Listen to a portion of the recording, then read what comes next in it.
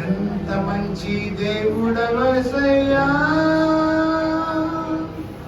నా చింతలన్నీ తీరేనయ్యా నిన్ను చేరగా. ఎంత మంచి దేవుడవేసయ్యా.